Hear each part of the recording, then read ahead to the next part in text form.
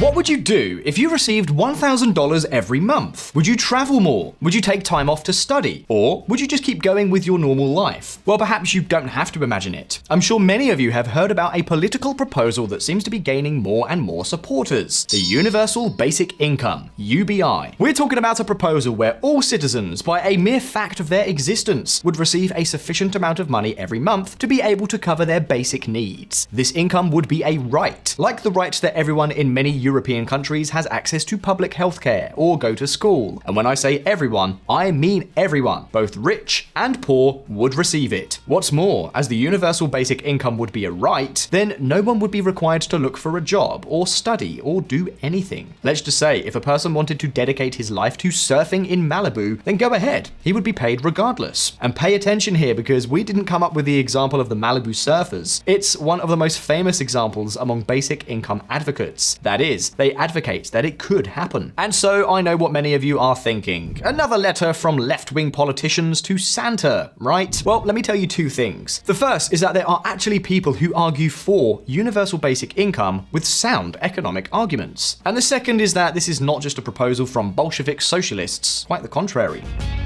Elon Musk and other billionaire CEOs that support the universal basic income. And if this hasn't convinced you, you should know that Milton Friedman, the intellectual father of neoliberalism, as many call him, also advocated exactly the same thing. More specifically, Friedman proposed replacing the public services of the welfare state with what he called a negative income tax. With this tax, all citizens earning below a certain threshold would receive a subsidy instead of paying taxes. And apart from some subtle differences, the two things are practically the same. So now the questions are clear. What are all these positives that so many people see in universal basic income? Why did even great libertarians like Friedman argue for it? And the most important question, are they really right?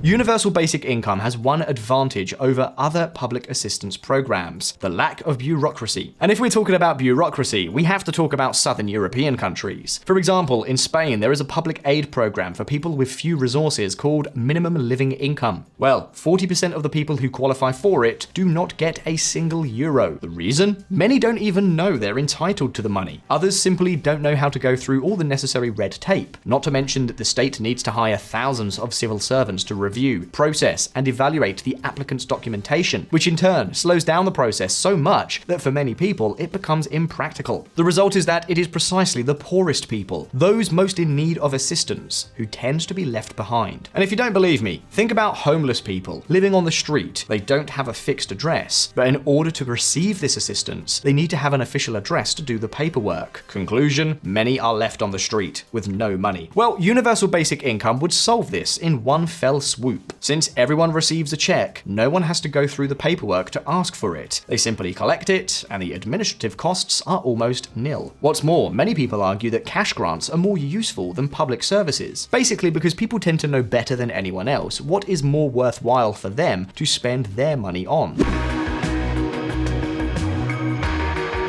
Imagine, I don't know, a person who is very healthy but starving. Well, this person doesn't care if he or she has access to public healthcare. What he or she needs is to be provided a meal or given money to buy food. Although not everything has to be about advantages. As we mentioned at the beginning of this video, universal basic income is typically associated with another adjective: unconditional. And of course, I know that many of you are thinking the obvious. Won't people stop working if we give them money for nothing? Well, The successful Finnish experiment. A basic income does not discourage job search and increases happiness. That's right. In Finland, a pioneering experiment was carried out in which 2,000 people were allocated a pay of about 560 euros. That's around $620 per month for 2 years. The results? People didn't work any less. Yes, that's a success. Or at least, that's how it was sold in many media outlets. The truth? Let's be clear. This experiment doesn't tell us much. To begin with, these 560 euros were not a supplementary benefit, but a substitute for unemployment benefits. And in Finland, there is hardly any requirement to look for a job in order to receive these benefits. But there are two other problems that are much worse. To begin with, the experiment barely lasted 2 years and was plagued by political uncertainty. So it's to be expected that people didn't trust that they would continue to receive the money and tried to look for work. However, the biggest problem with it is that it was only tested on unemployed people. So it tells us nothing about how people who are already employed would react. And Visualeconomik community, this is where it's really important. According to a series of studies in the USA on the negative tax, which we've already told you is basically the same as the basic income, the beneficiaries of this aid reduced their working hours by between 1 and 8%, but the wives of these beneficiaries reduced their working hours by 15 to 30%. What's more, it was found that unemployed people took much longer to find work, about 9 weeks for men and up to a year for women. Conclusion: if we focus only on male employment, which is the one that falls the least, and average all the analyses, we see that the drop in employment activity after implementing basic income was similar to that produced by the Great Recession of 2008. And if you look closely, there is a study that collected data 3 and 5 years after implementing the aid. And at the 5-year point, the consequences on employment are even more serious. The longer the program lasts, the more security the recipients have, and the less incentive they have to look for work. And this is particularly worrisome considering that many economists propose implementing universal basic income even from birth. But is it all bad news? Well, not necessarily. In the Finnish study, for instance, people reported a significant improvement in their well-being. Not only that, this measure also promises to end homelessness. Specifically, a large study conducted in Denver concludes that a basic income of as little as $1,000 per month reduces the likelihood of homelessness by less than half. What's more, if you check out their report, you can find lots of personal and tear-jerking stories of homeless people who have vastly improved their lives. The problem? The problem, as we often say around here, is that the devil is in the details, and we'll be the first to say sorry. But the reality is that this experiment is a huge failure. For what reason? Well, in this experiment, there was a control group. That is, they compared the results of recipients of basic income with others who had not received it. And the result was that, for both groups, the probability of becoming homeless fell. Or to put it another way, what reduced homelessness was not the basic income, but an external factor. In other words, the problem of homelessness is one of homelessness, not income. Very poor US cities like St. Louis have far fewer homeless people than others like San Francisco. But in San Francisco, people are paid more on average. The problem is that so many people live in San Francisco that there isn't enough room for everyone. Housing becomes too expensive, and this causes a lot of homelessness. However, others argue that many homeless people are in this situation because of drugs, and that a basic income would allow them a way out of drug addiction. And you're probably thinking, but won't people spend the basic income money on alcohol, drugs, and gambling? The answer, according to basic income advocates, is no. And they're right. According to a meta-analysis of 17 well-executed studies with their randomized sample and control group, none found that the consumption of these types of substances increases when receiving aid. There is even one that finds the opposite, a radical decrease. And with crime, something similar could happen. Come on, this is Criminology 101. Poverty and inequality cause crime to soar. This gives even the most selfish rich people a motive to want to redistribute some money.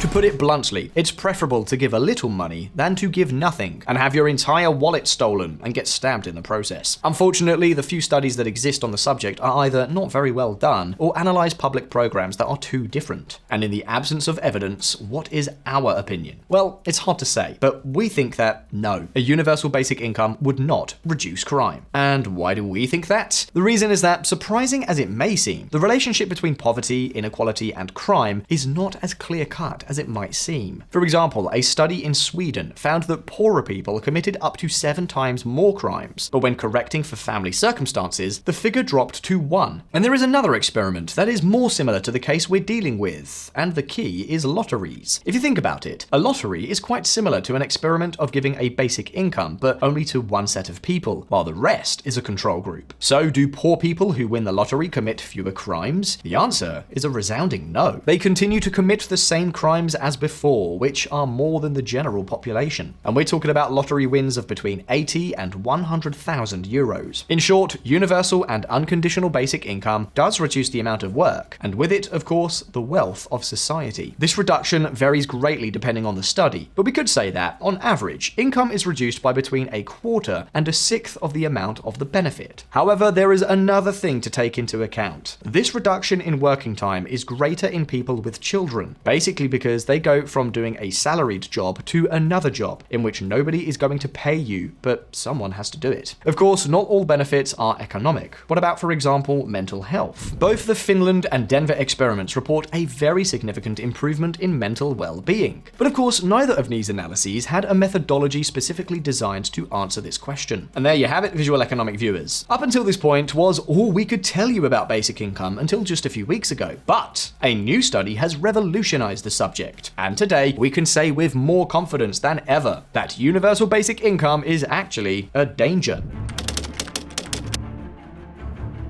The best experiment in basic income ever conducted recently came to light. It was sponsored by Sam Altman, the CEO behind ChatGPT. It's not the largest or the one that lasted the longest, but it's the one with the best methodology. We're talking about the fact that they followed the recipients of the subsidies of $1,000 per month for 3 years, with data from official agencies, surveys, a mobile application that they designed especially for the experiment, and even took blood samples from test subjects to analyze their health. To give you an idea, in the Finnish study, only 25% of those in the program bothered to send in reports of their situation, but in this experiment, they made sure to take data from virtually 100%. The results? Well, indeed, when people were asked how they felt after receiving help, they all reported that they were better, both physically and mentally. However, once they compared the biomedical data with the control group, the result was, once again, that basic income doesn't improve health, neither physical nor mental.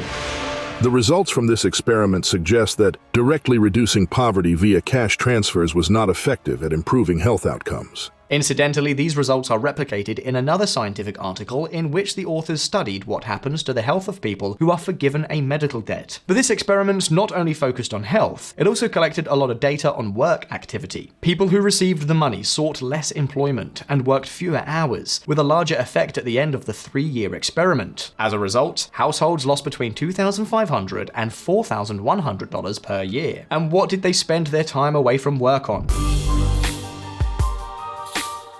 Well, you see, proponents of universal basic income usually argue that with this aid, people would take advantage of it to study or to improve professionally. But let's be honest, we were all cooped up at home for a long time during the pandemic. And how many of us started an online career? Exactly. The study finds that the hours not spent in employment are basically spent on entertainment. Now, don't get us wrong, people having more free time is great, but it's not the kind of result that universal basic income advocates would like to see in the headlines. Nor does it seem desirable for that free time to come at the expense of harming the economy or from taxing other people more. Yes, another of the problems of basic income that we haven't mentioned is that it's incredibly expensive to finance. We're talking about between 20 and 30% of GDP for an income that is roughly at the poverty line. And even if other direct transfers were to be cut, taxes would have to be raised, which in turn would further reduce economic activity. In other words, not only would the number of hours worked by families receiving aid fall, but also that companies would find it less easy to grow. But there is still even more bad news. Basic income did not improve the long-term financial situation of families. In fact, their net wealth didn't even increase. And how could this be possible if they were receiving more money than they were losing by stopping work? Well, because the recipients of the aid took advantage of it to get into debt. A debt that some used to move to better neighborhoods, but that in most cases went to finance the consumption of non-durable goods. Of course, maybe this would be different if the experiment did not last only 3 years. Who knows? Maybe it would be even worse. At the end of the day, universal basic income could damage economies in the long run. And remember, this isn't to say that we're against public aid, but simply that giving away money for the mere fact of being alive doesn't seem the most efficient, nor the cheapest, nor the best idea. But this is just our opinion, and now it's time to hear yours. What do you think of the universal basic income? Do you think it's worthwhile despite its problems? Is it preferable to other public aid, or should we set more conditions? You can leave us your answers in the comments, and as always, don't forget that here on Visualeconomik, we release new videos every week. So subscribe to this channel and hit the little bell so you don't miss any of our updates. If you like the video, like it, and we'll see you in the next one. All the best. See you next time.